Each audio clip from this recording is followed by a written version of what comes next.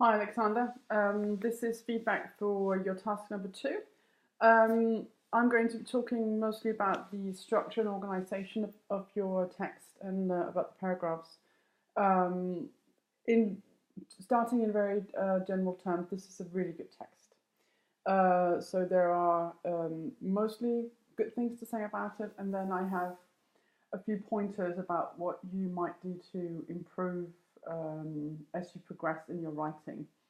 Um, if we begin at the beginning, on the global level, you have an introduction, or you have like a framing in the beginning of your focus, which tells me to a certain degree what's going to happen in the text. That's really good. I would, however, like if you were to begin um, by introducing the text as a text. In Danish we call it meta language.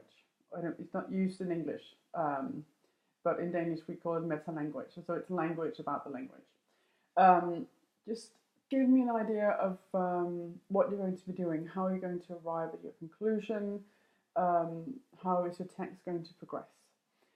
This will give you like a roadmap for the reader to follow, and then you can signpost as you progress into the body text so that I can follow the map to the final destination, which is your conclusion. If you do that, you're really inviting the reader into your text. It makes you seem more credible, it makes you seem like you're in control of the text, so it really just kind of elevates the quality. I will say though that you are in control of your text. It is a very controlled text. You've got very good coherence between task 1 and 2, as we described it in the task description. You turn that into a cohesive, rather a coherent whole, which I really think is good. There's a very good framing of the discussion of Pate, Mueller and Warden.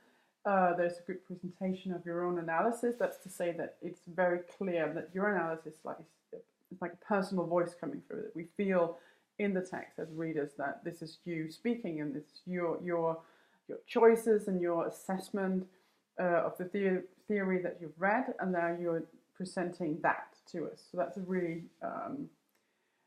good use of language and a good control of language, as I say. I will say, however, that I would have liked if you had introduced Pate, Mueller and Warden a little bit more, just spent a little bit of time of just setting them up. Why are we discussing these three theorists? Why compare and contrast them? Just make that obvious to the reader. That would have, I think, strengthened your argument even more. Going into the slightly more local level, the paragraphs and the organization, they're very clearly defined. They have one message, and they're organized in a very sort of systematic way. And that makes it very easy to read the text. It makes it easy to understand the complexities, and it gives the impression of someone, again, who's in control of English. So that's very good. So if we look towards, all of these things are working for you, right? So just the meta language is something that you can just add that on, so that's not a big deal. What you can do is, bearing in mind that the organization is working, the structure is working, it's very clear, you write very clearly, you write with good nuance, good fluency, good vocabulary. What you can do is there's sort of a potential for even greater signposting. That's where you sort of tell the reader, where am I in the text, and how am I meant to understand all this information in terms of the greater whole. That can be even stronger. It's there, it's working, but you can emphasize that even more. That's, again, going back to the credibility of you as a writer, and that enhances your credibility. Given that you have such a good grasp of the paragraph as a unit, what you can do now is start to give me variation. If you look, I think the first page refers to the same piece of text of doctrine. That just catches your eye as you read along.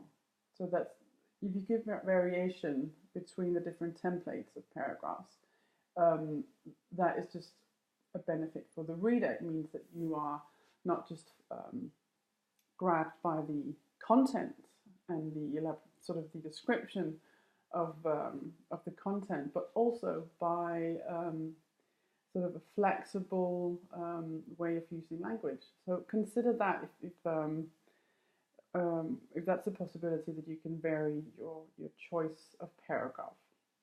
Outside of that, and this is getting really into very minute detail, sometimes you use 2 spaces to denote a change in the text, and sometimes 3. It's unclear to me what the difference is between 2 spaces and 3. Strictly speaking, you don't need to vary that at all. That's just, your language tells me, again, we're back to signposting. Your language tells me I'm now going to do something else. However, it is a very small detail, given that so much is working in your text in the first place. So just to recap, meta language, even stronger signposting, vary your types of paragraphs, but definitely keep up what you're doing, because it really is very convincing what you do. Yes, that's it for me now. If there are any questions, write to me or grab a hold of me on Friday. Okay, see you later. Bye.